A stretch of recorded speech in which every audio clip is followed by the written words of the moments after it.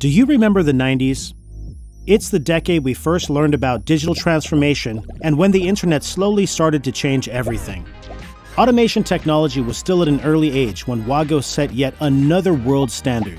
Knowing that digitalization would also increase the complexity and diversity of future electronics and connection technology, WAGO came up with a groundbreaking idea, the I/O system, combining electronic components with terminal block-like casing. Unlike anything on the market before, the system was modular and thus allowed for different functions. It was expandable, easy to replace, and most importantly, independent of protocol, an unknown freedom and flexibility.